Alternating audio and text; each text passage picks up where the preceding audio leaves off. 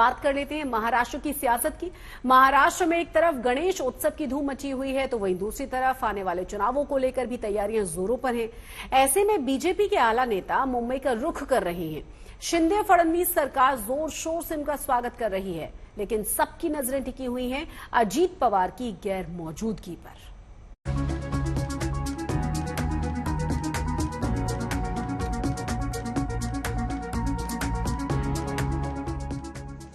BJP के अध्यक्ष JP Nadda ने मुंबई में लाल बाग राजा के दर्शन किए। उनके साथ डिप्टी सीएम देवेंद्र फडणवीस भी नजर आए। फिर वो मुख्यमंत्री एकनाथ शिंदे के बंगले पर भी गणपति का आशीर्वाद लेने पहुंचे।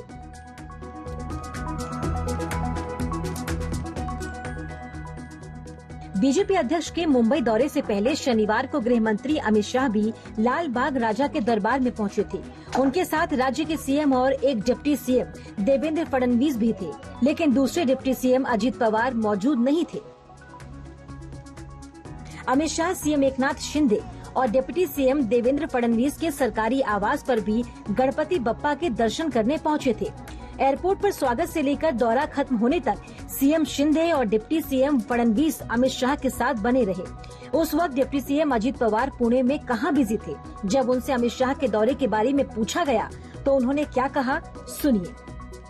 मी 23, 24, 25 3 दिवसाचे दौरे ठरवले होते, पण नंतर त्यांनी मला सांगितलं, म्हणजे निरोप मिळाला किंवा नाही आला तरी तुमचे पहिले कार्यक्रम ठरलेले होते, ते तुम्ही केले तरी हरकत नाही, त्याच्यावर मी माझे कार्यक्रम केले।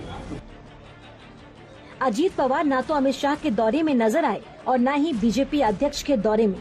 दिलचस्प ये कि बीजेपी अध्यक्ष के दौरे के वक्त अजीत पवार मुंबई में ही मौजूद थे, लेकिन प्याज उत्पादक किसानों के मुद्दे को लेकर हुई बैठक में व्यस्त रहे। ऐसे में सवाल उठना लाजमी है कि कहीं अजीत दादा बीजेपी से दूरी तो नहीं बना रहे। विपक्ष का हमेशा ये काम रहते हैं कि जो भी अपोजिशन में, मतलब सत्ता में जो सरकार बैठी और उनके जो बड़े नेता हैं जो अच्छा काम कर रहे, उनका नाम कैसे खराब हो, उनका नाम कैसे बदनाम हो, उसके लिए अलग अलग तरीके के वो रीजन ढूंढते रहते हैं। अजीत दादा मराठी में जिसको दिल खुलास कहते हैं, ऐसे नेता है, तो मुझे नहीं लगता कि सिर्फ वो गणेशोत्सव में नहीं दिखे तो इससे कुछ अलग अटकलें लगाए जाए। उप मुख्यमंत्री पद की शपथ लेने के बाद से अजीत पवार ने राज्य के वित्त विभाग पर अपनी पकड़ जमाई। पिछले कुछ दिनों में वो सीएम शिंदे और डिप्टी सीएम देवेंद्र फडणवीस के विभागों की बैठक ले रहे हैं, लेकिन कहा जा रहा है कि दूसरे डिप्टी सीएम देवेंद्र फडणवीस ने आदेश जारी कर रखा है कि किसी भी विभाग का अंतिम फैसला लेने से पहले सीएम की मुहर जरूरी है। शायद यही वजह है कि अजीत पवार गुट के मंत्री और विधायकों के नाराज होने की चर्चा जोरों पर है। महाराष्ट्र की राजनीति किस समय कौन सा मोड़ ले ले ये बताना बहुत ही मुश्किल है।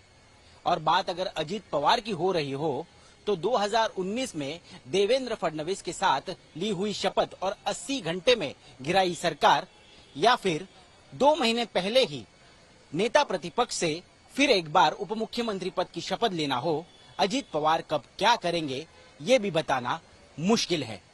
कैमरा पर्सन सचिन सावंत के साथ ऋत्विक भालेकर, मुंबई, आज तक।